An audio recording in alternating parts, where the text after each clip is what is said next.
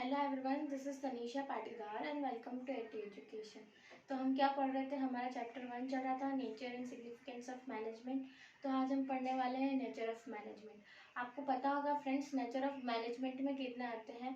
3 आएंगे नेचर। जैसे कि management is a science, management is a art and management is a profession. क्या क्या आएगा friends? Management is a science, management is an art and management is an profession. तो ठीक है friends, क्या लिखा हुआ है? Management is a science. Management science कैसे हुआ? चलो ये देखते हैं सबसे पहले कि मैनेजमेंट साइंस कैसे हुआ। पहला पॉइंट क्या लिखा है मैंने? Systematic body of knowledge. Friends मैं आपको इसके हैंड रिटन नोट्स भी डाल दूंगी, आप एक बार देख लेना। और जो फ्रेंड्स अभी हम पढ़ रहे हैं इसके सारे नेचर ऑफ मैनेजमेंट के भी डालूंगी और पूरा चैप्टर के हैंड रिटन नोट डाल दूंगी। ठीक है फ्रेंड्स, तो पहला के पॉइंट क्या है? Systematic body of knowledge. Science क्या है? एक सिस्टमैटिक बॉडी है नॉलेज की। ठीक है, नेक्स्ट क्या आता है? Based on certain observations and experiments. ये बहुत अच्छा पॉइंट है और बहुत मेन पॉइंट भी है फ्रेंड्स। ऑब्जर्वेशन और एक्सपेरिमेंट्स पे कैसे बना हुआ है?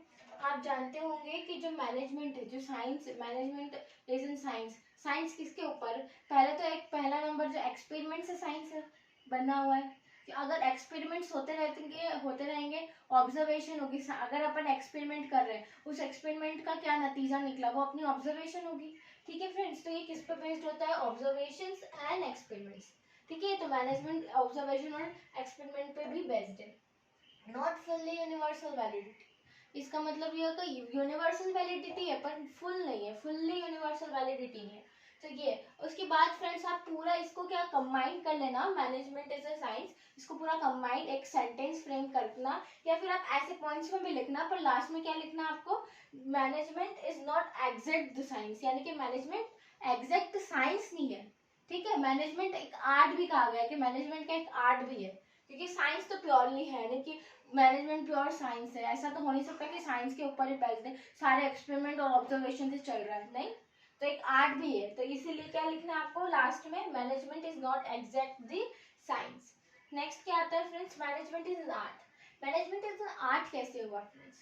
Existence body of theoretical knowledge. ये एक थ्योरेटिकल नॉलेज की एक्सिस्टेंस बॉडी हुई। ठीक है फ्रेंड्स, तो एक पॉइंट ये हो गया हमारा आर्ट का। Personalised application. एक पर्सनलाइज्ड एप्लीकेशन हुई, जैसे कि मैं हूँ, मेरे दिमाग में क्या चल रहा है, मैं क्या चाहती हूँ, तो पर्सनलाइज्ड एप्लीकेशन होगी। बेस्ड ऑन प्रैक्टिकल क्रिएटिविटी, सबसे मेन पॉइंट हो गया। आर्ट किस पे? क्रिएटिविटी पे बेस्ड होता है ना। अगर कोई आर्ट एंड क्राफ्ट में अच्छा है तो उसका भी क्रिएटिविटी होनी चाहिए। तो ये क्या है? Based on certain practical creativity पे बेस्ड। अब इसके लास्ट में आपको ये क्या लिखना है? आपको इसके लास्ट में भी यही लिखना है कि management is not exact the art. ठीक है, पहले हमने साइंस लिखा था, अब आर्ट लिखेंगे। अब क्योंकि प्योरली आर्ट भी नहीं है, प्योरली साइंस भी नहीं है। नेक्स्ट हम देखते हैं मैनेजमेंट क्या है। नेक्स्ट क्या लिखा है? Management is an profession. Profession कैसे? Well defined body of knowledge. Management एक well defined body of knowledge है। ठीक है, रिस्ट्रिक्टेड एंट्री, यानी कि यहाँ पे रिस्ट्रिक्टेड एंट्री भी है। इसके बाद क्या है? Professional association. ठीक है, यहाँ पे एक प्रोफेशनल एसोसिएशन है, यानी कि पूरा प्रोफेशन है, एसोसिएशन बनी हुई है पूरी ढंग से, प्रोफेशनल लेवल पे बनी हुई है ना। ऐसे थोड़ी कि मेरा भाई मेरी बहन सभी आ जाएंगे इसमें, ऐसा थोड़ी होता है। ठीक है, कोड ऑफ कंडक्ट, यहाँ पे कोड ऑफ कंडक्ट फॉलो होता है। ठीक है friends, code of conduct follow होगा। सोर्स मोटिव है, ये सबसे बड़ी बात तो सोर्स मोटिव है, तो ये इंपॉर्टेंट है। Code of conduct is very very important. ठीक है, और फिर आपको लास्ट में यहाँ पे भी ये लिखना है कि management is not exactly the profession. क्या? Management is not exactly the professional. ना ही साइंस है, ना ही आर्ट है, ना ही प्रोफेशन है, ये तीनों का मिक्सचर है। इसीलिए हमको लास्ट में तीनों लाइनों में जो लास्ट है वो लाइन हमें ये लिखना जरूरी है फ्रेंड्स। तो आपको एग्जाम में भी फुल मार्क्स मिल सकते हैं। अच्छा टॉपिक है, अच्छा क्वेश्चन है। नेक्स्ट हमारे क्या है? फंक्शंस ऑफ मैनेजमेंट पे चलते हैं फ्रेंड्स। ये टॉपिक हमारा छूट गया था, तो पहले हम पढ़ लेते हैं फंक्शंस ऑफ मैनेजमेंट क्या है। 5 फंक्शंस होते हैं, 5। प्लानिंग, देखो पहला प्लानिंग, फिर ऑर्गेनाइजिंग है। इसके बाद क्या है? Staffing, directing and controlling. 5 हो गए functions. Planning, organising, staffing, directing and controlling, ये हमारे 5 फंक्शंस है। पहला प्लानिंग। प्लानिंग क्या आता है? प्लानिंग का मतलब थिंक बिफोर हैंड, यानी कि आप पहले से ही सोच लो, प्लान कर लो पहले से, आपको क्या करना है क्या नहीं करना है। अगर आप बिजनेस खोल रहे हो नया, आप आपकी कंपनी खोल रहे हो, तो उस बिजनेस के लिए आपको क्या क्या जरूरी चीजें हैं, क्या करना है, कहाँ पहुंचना है। आप यहाँ हो तो आपको कहाँ पहुंचना है, ठीक है। उसके लिए आपको प्लानिंग की पूरी नीड होती है। तो आपको क्या लिखना? थिंक बिफोर हैंड, ठीक है। मैं आपको बता रही हूँ फ्रेंड्स कि प्लानिंग होता क्या है एग्जैक्टली। उसके बाद हालांकि इसके चैप्टर्स है, planning, organising, staffing, directing and controlling के ऊपर है चैप्टर्स। बाकी इस हम आगे पढ़ने वाले हैं। चैप्टर 2 के बाद फिर आने वाला है चैप्टर 3 बिजनेस एनवायरनमेंट है, उसके बाद चैप्टर 4 यहाँ से ये स्टार्ट हो रहा है, प्लानिंग, ऑर्गेनाइजिंग, ठीक है।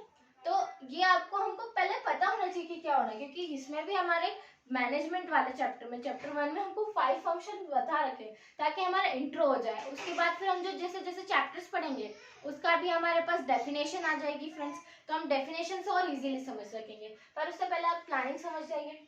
उसके बाद क्या है? ऑर्गेनाइजिंग। ऑर्गेनाइजिंग का मतलब harmonious adjustment to the achieving goal, मतलब एडजस्ट करना, ऑर्गेनाइज करना, अच्छे सारे लेवल पे होगा प्लानिंग, और ऑर्गेनाइजिंग हर लेवल पे होगा। तो ऑर्गेनाइज कैसे करना है आपको, कैसी सारी चीजें ऑर्गेनाइज करके चलना है ताकि हम अचीव कर सके गोल, ठीक है। स्टाफिंग आता है। स्टाफिंग मतलब फिलिंग और keeping field the positions. Staffing का मतलब तो यही हुआ कि हम जो स्टाफिंग यानी कि जो पोजीशन खाली है इस यहाँ, तो वहाँ पे हम कोई किसी को रिक्रूट करें, या फिर हम पहले से कोई जो इंसान है उसको उस जगह पे बिठा दें, यानी रिक्रूटमेंट जरूरी है स्टाफिंग में, ठीक है। डायरेक्टिंग मीन्स, डायरेक्टिंग का क्या हुआ? इंस्ट्रक्टिंग, गाइडिंग या कम्युनिकेटिंग या मोटिवेटिंग, ठीक है। मोटिवेटिंग भी हो सकता है इसमें। इसका मतलब ये है कि हम डायरेक्ट क्या कर रहे हैं, जो अपने स्टाफ जो है अपना, ठीक है, उसको डायरेक्ट कर रहे हैं, उसको मोटिवेट कर रहे हैं, उससे कम्युनिकेट कर रहे हैं, उसको गाइड कर रहे हैं कि कैसे करना है, कैसे नहीं करना है, क्या करना है, क्या नहीं करना है, कब करना है, ये सब डायरेक्टिंग में आ जाता है। उसके बाद क्या आता है फ्रेंड्स? कंट्रोलिंग। कंट्रोलिंग एक अच्छा है, इसमें क्या है? Bringing actual result close to the desired result, यानी कि हमको एक्चुअल रिजल्ट लाना होता है, ताकि जो हमारा एक्चुअल रिजल्ट है, यानी कि हमारा जो प्रॉफिट है, ग्रोथ है, जो भी हम जो हमारा डिजायर जो गोल है उस तक हमें हमारा जो एक्चुअल रिजल्ट आ रहा है उसको हमारे डिजायर गोल तक लाना है। इसका मतलब ये क्या हो जाएगा? कंट्रोलिंग हो जाएगा, ठीक है फ्रेंड्स। कंट्रोलिंग के बाद क्या आता है?